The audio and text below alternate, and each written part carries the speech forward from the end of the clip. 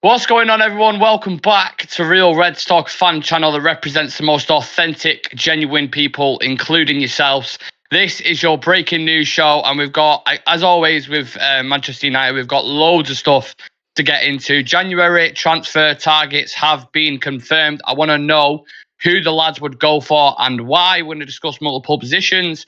A lot of players returning from injury, especially this month, which is very interesting. I want to see how they kind of piece back into the team. John Murtough has flew to Saudi, not to sign for another club, unfortunately. Apparently, he's been doing business out there, and we'll chat about that. And then we've got something interactive planned towards the end as well. But before we do all that, we've got two guests on. Shreyas, Connor. Shreyas, how are we doing? Yeah, feeling very well. The best day to start my day was to just, wake up in the morning and see Liverpool fans crying, Jurgen Klopp crying. It's the best start to my day. So yeah, it's been one Yeah. of better days in quite some time now. Yeah. It's a little bit abnormal, isn't it, Connor, waking up not without a battering from Liverpool. Did you wake up with a bit of a stride in your step this morning or what? It was great, wasn't it? Just like every person, every Liverpool fan, sorry, just fuming that they couldn't like batter us when they were all arrogant about it. Van Dijk crying in the media as well. Yeah. Do you know what I did love notes when Anana said that he didn't feel anything at Anfield, so that was great. Yeah, well, the atmosphere in itself was fucking just completely dead, wasn't it? Yeah. It was so bizarre for a Liverpool game. But given our circumstances, I think all the lads said equally. You would have taken that, innit? It was like Yeah. Liverpool opened up their new stand that they were doing works on as well, and still no. Yeah. Like, did they? Did they really? Because it sounded like they took a stand away. And that's not even me bantering or taking the piss. It actually did. It was very, very quiet, very strange. But we went there and we got the job done with a very injury hit squad. And that is going to be kind of the focus of today, because we're going to talk about the targets that have been confirmed in January. Fabrizio Romano has been speaking, and we're going to speak about the important players that are coming back and what kind of effect they can have on the season going forward. So this is coming directly from Fabrizio Romano. Manchester United's priorities for the January transfer window include a centre-back, a forward, and then a possible late loan deal. It'll never be January without Man United making a fucking loan deal. Let me tell you, I'd always do it. Probably a shit one as well. So we're going to kick things off with a centre-back. And likewise, people who are watching live, or if you're watching later on, put yours in the comment section and we'll discuss them. Shreyas, who are you going for? There's an obvious target, of course, who we discussed off camera. But is there anyone else in world football at the moment who you're looking at, you think, you know what, maybe? There is one person who I've been vouching for quite some time, and that's Antonio Silva. I think he's stepped up a lot. He's stepped up a lot this season as well. I think last season he came in as a breakthrough star for Benfica, and I think this season he's gone even up a level. I think he's very mature for his age. He's been picked regularly for the Portuguese national team as well. He's been getting lots of minutes in, a lot of clean sheets, and for the way that Ten Hag wants to play, I think he could be one of the perfect centre back partnerships alongside Lisandro Martinez. Someone who's not as robust, but he's very very good on the ball. Is able to absorb pressure. Is very good aerially. So I think Antonio Silva is definitely one that you could consider, because he could still be available, in around that price range of 30 million to 40 million. But I think the more you wait on it, that's when clubs like Madrid and all pounce on, this player as well, and that's when the price will shoot up. The only way we genuinely can get him in is in the, in the next two windows, whether it's this winter window or whether it's in the summer transfer window. That's the only two, possibilities where United could possibly land a deal with a player, because I don't remember the last time we signed a young centre back, around the age of 19 or 20, pretty much, to come in and actually, get some minutes. It's been a while, because even Lisandro came in, he wasn't as young as this player is. So Yeah, it will be a good change of pace. And, this guy's shown a lot of talent. And for a young player with the kind of ability he brings in, and Ten Hag loves to work with, these younger talents, I think he can be a very good addition to the team. when you look at our current crop of players, Connor, at the back, Maguire, Lindelof, Varane, Evans. I feel like I'm missing someone. Maguire, Lindelof, Evans, Varane. Is that it? Lisandro. Lissandro, fucking hell, we missed out the best one. I don't know how I missed him out. But yeah, when you look at that current crop, what do you think's lacking in that area? And with that in mind, who would you then bring in to fit that purpose? Well, obviously, I think the centre back pairing's been changing all year round. Really, it's hard to like figure out who's going to be playing each week with like the way we are. Obviously, we know Lissandro will be one of our main starters when he comes back. Hopefully, he will come back and he'll be able to play for the rest of the season. That's our hopes. I think with Varane, he would be that guy to play with Lissandro. But I feel like there's a possibility he'll be moved on, whether it'll be January or the summer. So I feel like a centre back pair. I feel like Maguire will probably end up staying as well for now. Maybe movement in the summer. We'll have to wait and see on that one. But I think for centre back, I think we're looking at Tadibo or like a Antonio Silva or maybe like a Usmande Diamande from Sporting Lisbon. I think he's like a sort of similar age to like Antonio Silva, and another young guy there as well that Eric Ten Hag would like to work with probably. So I think if we could get a young centre back of either those three, I think they could even slot into the main like the first team not long either. So I think that centre back position is up for grabs for anyone to take, but it's just we want to see quality in there and stability, don't we? So I'd say either one of those three would be good for implement into the first team. It's weird the briefing we're getting on this because we've heard stuff before that when Ratcliffe comes in, they're not going to go mad and spend loads of money, and it's going to be delicate kind of proceedings, and it's going to be more outgoings in the January window. But then you got Romano reporting that a centre back, a forward, and a possible late loan deal. And if you look at Manchester United the past 10 years, when have we ever spent that money really? Like it's been a hot minute since I think we bought Bruno maybe in January. I think Juan Mata when we first bought him, but that's what I mean. It's like you can probably count on your hand how many times we've bought. So I don't know how it's going to happen because one, we're out of the Champions League, so we lost millions because of that. We're probably not even going to get Champions League football, and we're out of 2 competitions, and we've got FFP, stretched to the absolute maximum. So unless we get this kind of influx of cash from Sir Jim Ratcliffe, I don't really see this happening. But this is the list that we're working with, so we'll go forward. Go on, was you going to jump in then? I was going to say with the Bruno thing, it's very rare that we make those sort of deals in January because I feel like at that time we were so desperate for Bruno, and because obviously the injuries and whatnot, and our midfield was literally dead. So it actually made the board invest in Bruno. So I feel like they would have waited until the summer to get that done if we weren't desperate at the time. And I think with our latest like signs we have done, it's been like Weghorst or Gallo and stuff like that. So it's not like been major signs that can improve the team. It's just been like short term. Let's just get someone in to fill the positions. So it's, and you've got to think as well of the centre backs that we were interested in. Is any of them going to be interested in the way that we are at the minute? And it's like, will they be thinking, if I just wait until the summer, can I get a move to a Champions League club if we don't make the Champions League? So it's kind of one of them. Yeah, that's what I mean. You give yourself a mountain to climb in terms of recruiting players, especially when you don't get European football. It's only so long, really. You can live off your name. And I think that's probably the reason why Ratcliffe and Ineos are going to go down the route of these kind of more young gems around Europe rather than the obvious commercial signing. It's just my opinion, at least. Right, we move on to the forward then. Shreyas, who have you got in mind? Because this is, for me, one of the most important positions, and you have to get this one right. Because when you look at our goals this season, it's been shocking, hasn't it?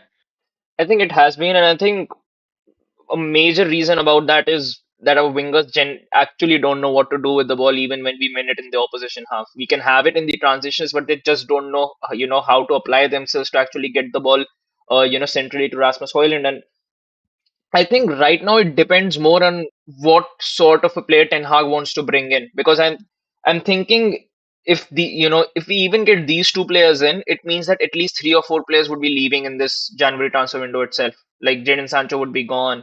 You never know, maybe Lindelof or maybe someone else might be gone as well. It won't be a big surprise. So if he's going for like a hybrid striker, someone who can play centrally, someone who can play on the flanks as well, I would recommend Takefusa Kubo. I think he's been immense this season. He's been very, very decent for Sociedad. 1 second. Say that name slowly, please, Okay. a little bit, because that was. I have no idea what you just had. A combination of that was just vowels, mate. I don't know. I don't know what that was. Takefusa Kubo. Takefusa Kubo. Oh, Kubo, the Japanese winger. Yeah.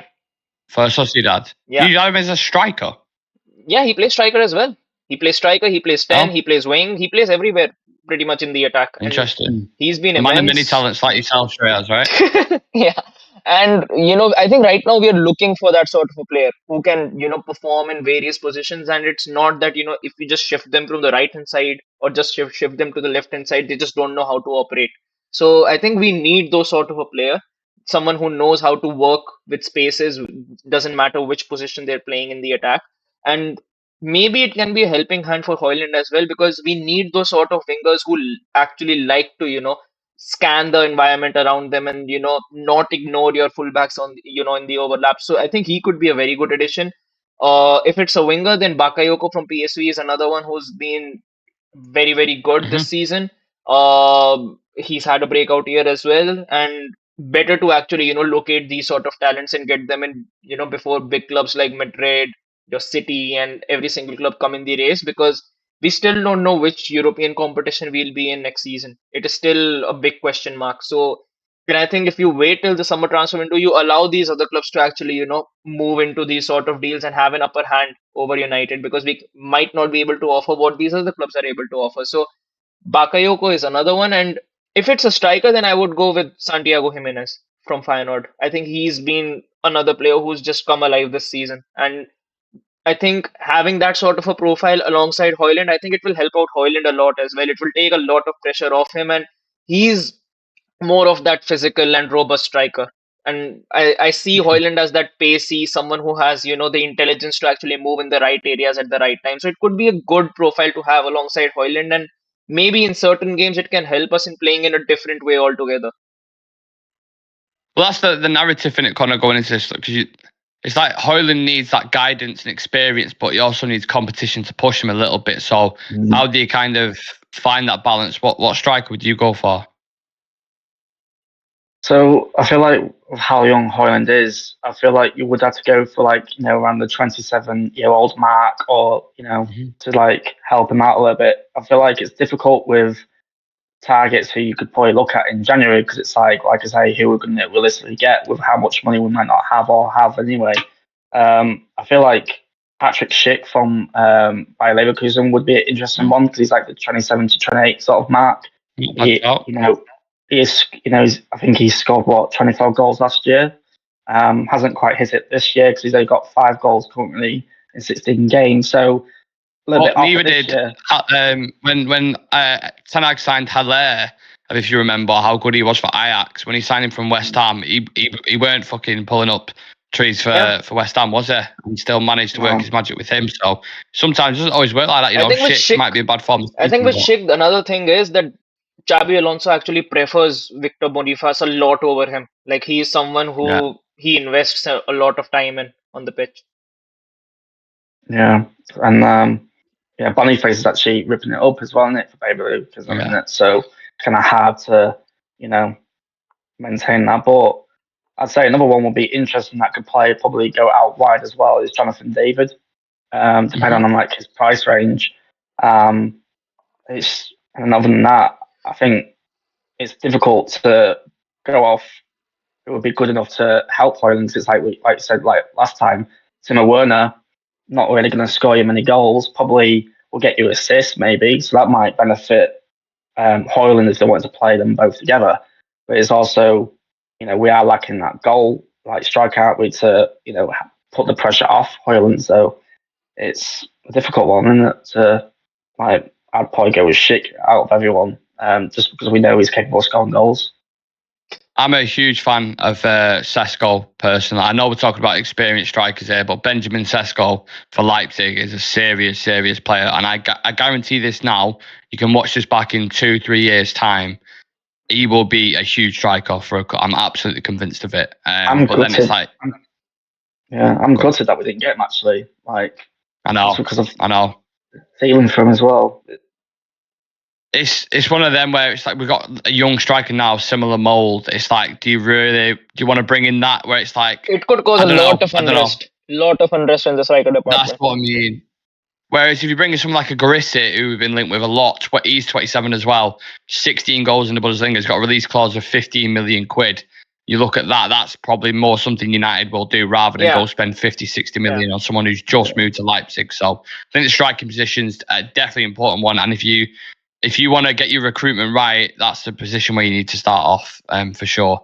Then we go on to the usual United signings, the loans. And now, if you're going to dive into any history about loans, just park it there because the last thing that we're doing, we're going to look at that. So just keep that in mind. But loan to cover, Shreyas, what are you thinking? What areas would you look at?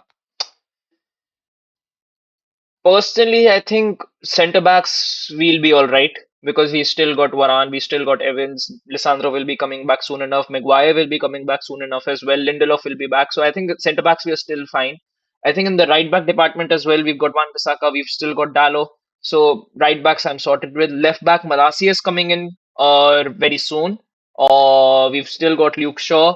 I'm actually, thinking maybe it happens that Reguilon could be sent back to Tottenham in the January window itself. Won't really surprise me that much. Um, Midfield, I think if we are able to actually let go of someone, that's the only way we get someone in the midfield as well. Because we've got too many players to actually slot in. You've got Bruno, you've got Mount, you've got Eriksen, you've got Sofian Amrabat, you've got Casemiro. Then you also got a young star in Kobe Menu coming through. You've also got Hannibal Mabry. So that's 7 midfielders itself who actually, to fill in those 3 positions. And in the attack, you've got Rasmus Højlund. That's I'll categorize as the only striker we have. Um, then you've got Rashford. You've got Garnacho. Then on the right side, you've also got Anthony, Pellistri, and Ahmad coming back as well. I think the problem is not with the number of players we have. The problem is we are not able to loan out the ones we have to, sell out the ones we have to, and then get the right players in. We don't want a situation like Chelsea where you've left with like 50 or 60 players and just don't know how to make an 11 out of them. So I think the only way a loan happens is Jadon Sancho leaves, Martial leaves, maybe someone in midfield. I won't be surprised if someone like a Casemiro or Varane leaves the way things are looking right now. I wouldn't want them to go at all because I think they're very, very important and I would actually, keep hold on them for even next 2 years. But maybe one of them leaves. I think that's when, in that CDM or, in that midfield, I think the most likely would be a midfield loan. I don't see anyone in the attack coming in now. The way our season's gone, it wouldn't surprise me if we lost. If Onana went to AFCON and then Bayern got injured and we had to bring in a lone keeper or something. Like, just the way the season's gone. There's only one option then, Nick. Yeah, well, I mean, a lot of people will be calling for him back. But again, you talk about unrest, mate. Imagine Onana getting back from the AFCON and going, hold on a minute, what's he doing back here? I'm number 1 now, mate. He might be placed back. He's like, right, okay, no worries. Are you parallel with them thoughts, Connor? Are you thinking, maybe a replacement for Sancho or midfield as a loan? Yeah, it depends. It depends on who actually goes. I feel like Sancho is the most obvious one that's guaranteed to probably go anyway. I think Casemiro is a possibility, but it's the same with Varane. They're both possibilities and uncertainties. I think striker. I think Anthony Martial is also a big possibility of going. So I feel like with our track history, it's either the right wing position or it's going to be the striker that's going to be the loan into. Yeah. I think Martial is someone who will be actually desperate to sell because his contract runs out. He goes out on a free next season. The only way United can actually cash out on him is just now. Even if it's like 10 million or 12 million, the only way you can cash out on Martial now. He'll probably get a job in the medical department or something. He'd probably extend his contract for a year and then just, I don't know, be like a therapist for people who go into injuries. He's had that many. He could probably talk you through every single surgery, every single recovery possible. Knee, ankle, fucking back, shoulder, anything. This guy's like, he's like your nan's china plates. He's just so fragile. It just breaks at the fucking slightest touch. So Anyway, that's enough on Anthony Martial. Speak about actually injured players. That was kind of the next topic. So just to recap, the 3 players you've gone for. Well, you mentioned about 20 players, but try and narrow it down a little bit. 3 players, Shreyas, centre-back, striker, and your loanee. Give me 3. Yeah, centre-back Silva, forward Kubo, and loan whoever is available and is not having a good time at certain club. Yeah, sounds about right. Connor? I'd go possibly Tadibo at centre back. I'd go. I'd want Schick at striker, but I just feel like he'll be too out of our price range. It'll be either Schick or Grassi, I'd say. And for the right wing, it's. I'd love Elise, to be fair, but like I say, loads of money. 60 million or something. Yeah. Fine, just play Amad there. We've got Amad Diallo coming back That's what shortly. I mean. We've got all these young wingers that we've bought for loads of money as it is, Diallo and Palestri, and we're just not. Why don't we just give them a chance to see what they got? Absolutely. Well, speaking about giving them a chance, that's our next kind of topic now. You're giving me a perfect segue for that. I was looking at the players we've got coming back, right? And we've pretty much got a full 11 of players. It's crazy. So Christian Eriksen's returned to training Monday morning with United. This morning, sorry, not Monday morning. With United's next game, obviously at the weekend, he should be fully fit and available to make a return to the squad, which is obviously really good news because creative-wise in midfield, we have missed him, if we're being honest. A player we just mentioned there, Amad Diallo, has been injured since July after suffering a problem against Arsenal in pre-season. He's been training on the grass for a few weeks, but hasn't been involved in any squads or group training, but is expected to be fit by the end of December. Mason Mount has missed 13 games this season with 2 separate injuries, with the latest being a calf problem that occurred at the end of November. That has had him out for a month, and he's currently expected to be fit before the end of 2023. So that's 2 players by the end of December. Malacio equally as well had a bit of a setback with his recovery. He was supposed to return, I think, in November, I believe it was. Now it's expected to be the first few weeks of January, so that's when Malacio's back. Lisandro Martinez, one of the biggest misses in the squad. I mean, this is every time we talk about a game, Lisandro's always in our mentions because we miss him so much. And he's missed 19 games since the end of September, but has returned to training in the last week. Took part in some group sessions, but he's probably back due in January. And then you've got Casemiro, who's the latest out of them all, who's probably returning, I think it was February after his hamstring injury. He was obviously a huge miss in himself. So out of all them players, Shreyas, who are you missing the most? Who do you think can get back into the starting team, start getting a first place again, and really make a difference, I suppose, is the question I'm asking. I think Lisandro Martinez for sure. I think he is someone we've missed terribly in this patch. And second one definitely has to be Casemiro. I think Amrabat has really not lived up to my expectations.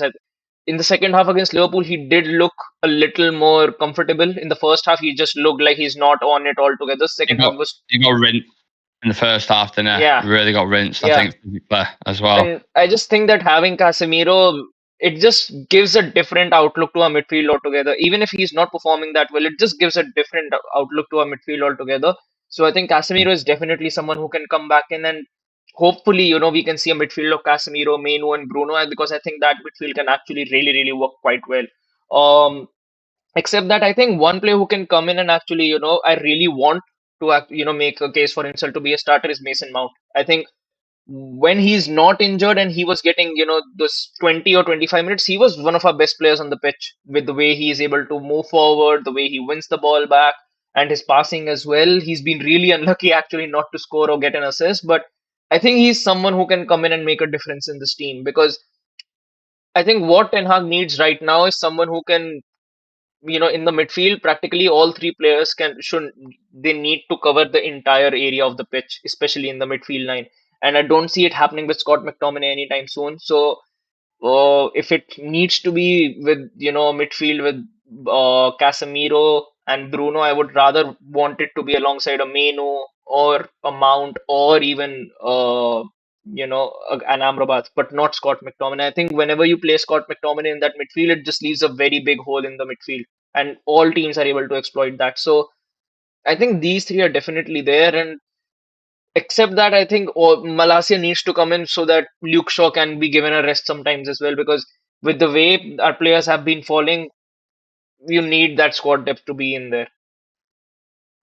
Yeah, for sure. I think that midfield's interesting, Connor, because you look at that performance yesterday, and it's not amazing, but it was much more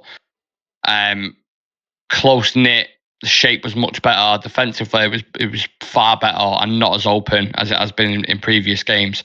And that was simply because Kobbie Mainoo and Amrabat started. Now, if you've got Casemiro coming back, do you want to see a midfield of Casemiro, Mainoo, and Bruno?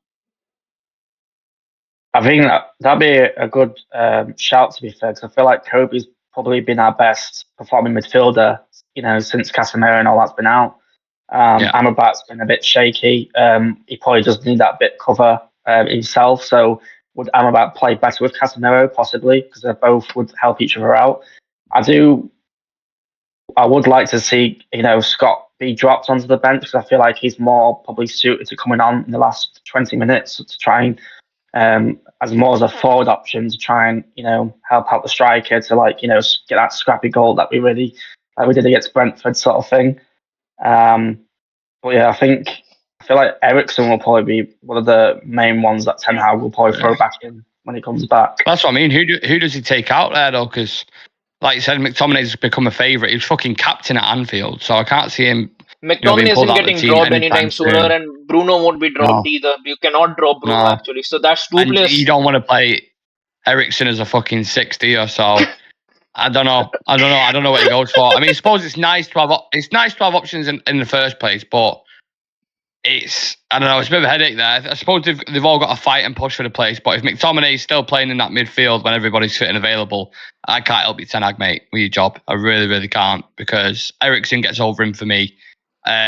Even Hannibal's close to fucking getting over him for me in terms of what a midfielder brings. Obviously, he scores goals.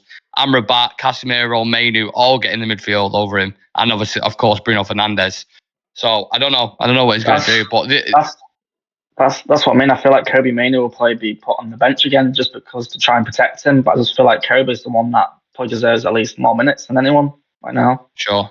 Yeah, I literally just put a clip up of him. I don't know if people in the chat have seen him or not. But I'm so impressed for an 18-year-old to go to Anfield and do what he did. Like that, you can't underestimate that. He's so composed. He's dealt with the Galatasaray atmosphere. He's dealt with the Everton atmosphere. He's dealt with Anfield. Like there's no worse grounds in football than them to go to. There really, really isn't. So dealing with pressure, he's shown he can do it now. Play him. Maybe not overplay him. Yeah, but just play him. And especially in a midfield where he was overexposed as well. Like McTominay wasn't really helping him. Amrabat wasn't really helping him in the first 45 minutes either. It was just him who was actually keeping Salah at bay for quite some time in that game. And I think when he made that tackle to Endo and he got the yellow, that's when Amrabat actually wake up that, this guy's got a yellow. I need to, start pulling my weight around here. So I think it did help, but I think there were a lot of occasions in that game where Mainoo won the ball back, got the ball back, passed the ball forward. McTominay had it, and for some reason just went in with the backward pass. Trent wins it or Salah wins it, and they just go in with the cross. So I think as good as Kobbie Mainoo was, McTominay was just as bad in that, especially in that number 10 role. Yeah, but that pass as well for Garnacho. If Garnacho was a little bit on it there, like we had the better chances. Yesterday, somehow we had the better chances against Liverpool.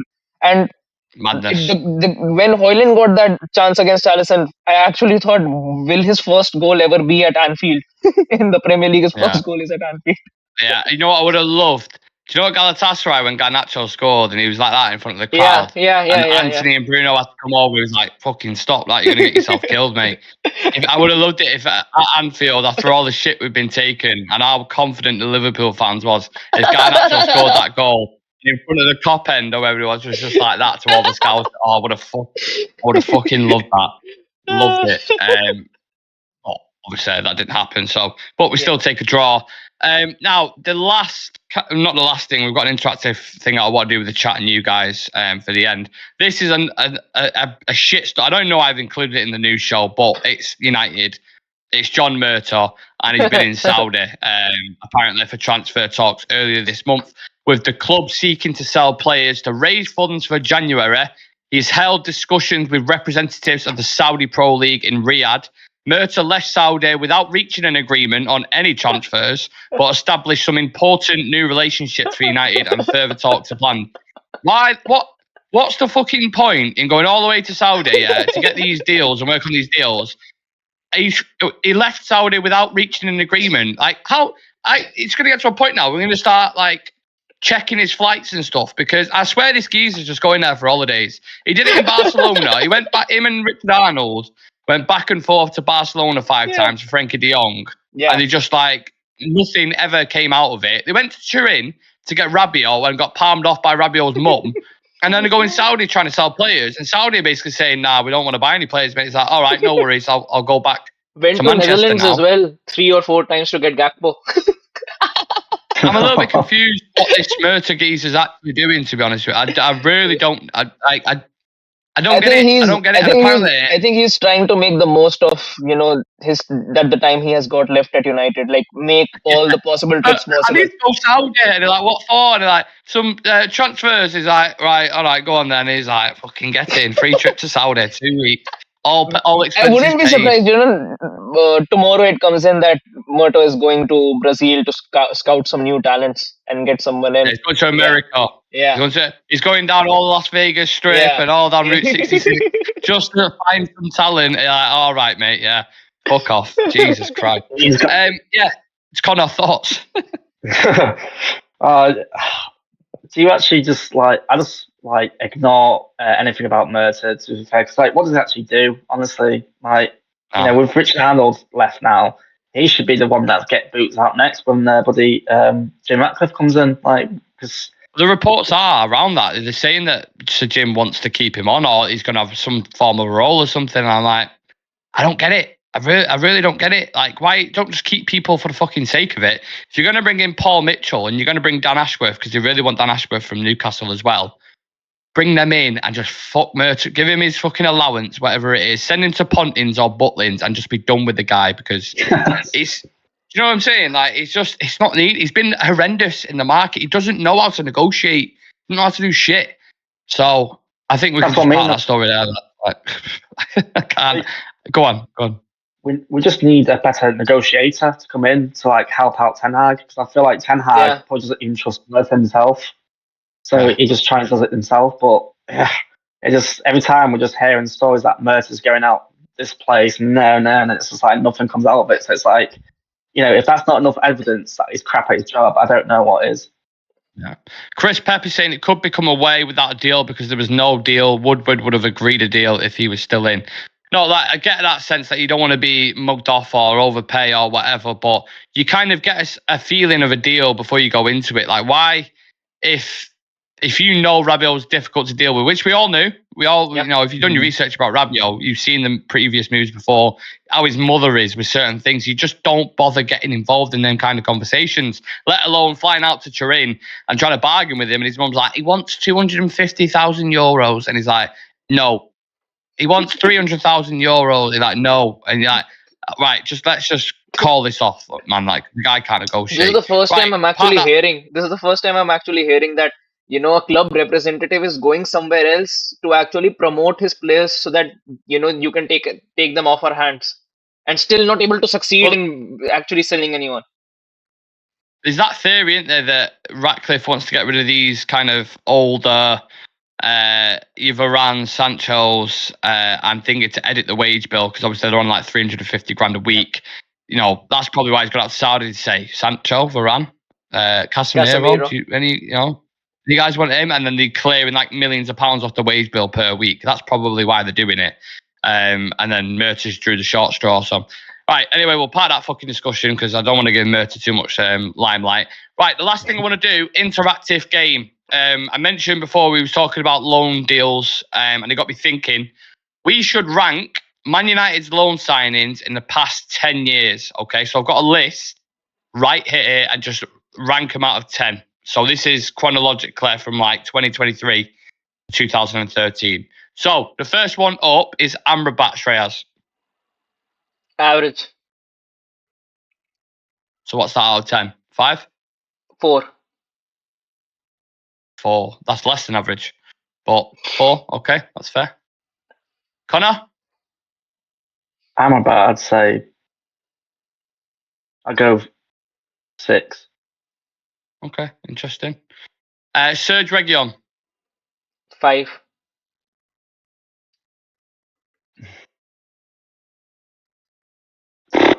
Reguilon, I'll go 7. Worse. 7? No. So 10 is the best. Oh, and then 0. I'll go 4 for Reguilon. It's crap. Okay. You know what's weird though? Like, he had a really good start the first couple of games. Yeah. He was decent, and then he's like, whew. It's shown why Tottenham don't want to play him, don't they? Exactly. If you're getting a loan from Tottenham, it tells you everything you need to know. Yeah. Sabitzer? 6. I'm gonna say 7. I think he did quite well in the game actually. You know what? I've gone complete opposite to you. I didn't think he impressed me whatsoever. For what I was expecting, I look back at the videos when I found out we was getting Sabitzer on loan, and I cringe. This is what he's going to bring. This is what he's going to do, and da. And I was like, I don't know. We signed a player to come in, and he was injured most of the time. I just really like this goal against Fulham in the cup. Yeah. Yeah, likewise. I think that was the first watch along I did on Paddock actually. Yeah. That Sabitzer scored. Yeah, that's the only reason why I remember that. Wout Weghorst.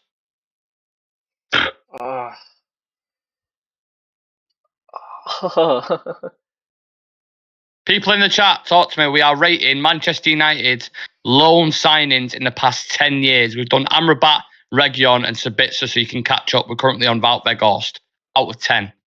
Passion and work rate 9. Quality 3. So does that meet in the middle, or how are you ranking that? What are you giving him? I'll give him 4. Okay. I think the one time in United history when we were actually creating chances for a striker, we had Weghorst. The one time when we were actually creating chances. But one thing I will say for Weghorst is I think he helped out Marcus Rashford a lot. He did. In terms of opening space for him, even a couple of assists as well, the work rate he put in, the shift. I think he was a team player in that regard and did help him out a lot to get that kind of goal scoring season. It's a shame that he didn't have the legs. To score much, because it's just, obviously we brought him in to help out with the goal situation, but I think his work rate more than anything, like even though he was so slow, he just tried his hardest to make sure he could contribute in some way, and I think he did do well in that, the work rate side. But yeah, it's one in it's mad when you look back at it and you think, I can't believe we fucking got him in on loan, like someone from Burnley. It was just, again, even when I was doing analysis on him, I was like, he's not exactly a target man because he's not great in the air. But if you look at his shot conversion and all this from Wolfsburg, and I was just trying to, pick any kind of stat out I could. I was like, actually, we wanted him to start the derby. Yeah, and then when I think he cried when he scored the 4th goal against Real Betis, and I was like, I don't know, man. I don't like. It's 4-1. Do you? Is it? I don't know. It was that was the last time he scored. Yeah, well, the only time he fucking scored. I think he scored twice, didn't he? In the cup, he didn't score once. Both of them were very, very, very scrappy goals. Both of them. Yeah. So tells you everything you need to know. Moving on, Dubravka. Fucking hell. He played once. Played one game, didn't he? Yeah. Melted. Yeah. And so it's got to be a 0. I think. Yeah. One. He appeared as well. He appeared once, so 1. I don't even think he deserves a 1. I'm not giving him a 1. I'm giving him a 0. He fucking melted under the lights. He was shy. That was the waste. That was one of the most pointless signings we've done, to be fair. Well, hold your breath on that one. Yeah. Jack Butland is the next one up, who didn't even play. I always say this, and have the cheek to take a picture with a Carabao Cup, smiling. I thought, you bastard, you've not even made an appearance. You've literally not come on at all. I don't even know if you've been on the bench, mate, and you're holding the trophy. I might as well have had the trophy and said, thanks, lads, and put it on Instagram. Joker, absolute joker. I -1. think the caption said, "What a performance!" Yeah, what a performance, Jack. You fucking warming the goalies up, you idiot. He's another one that I was just like, why did we bring him in when we had Tom Eaton and all that? It's just so strange. I think It's there was like just buying one Dane. season. Hello. I think there was one season of Erik Ten Hag. I don't remember which club he was at. I think he had 3 keepers at the club, and 3 of them were injured. So he's very, very resistant to actually. He wants all options open when it comes to his goalkeepers. But buying Day is yet to get a game for United. Yeah, It's like, we've had cup games. Play him in the fucking cup, man. It's so strange to me. I don't get it. he'll get one game So when he goes away to AFCON. One game. Yeah. Are we agreeing that Butland -1? Yeah. Yeah. I'm happy to give Butland a -1. For the Instagram post, Perfect. -1. Yeah.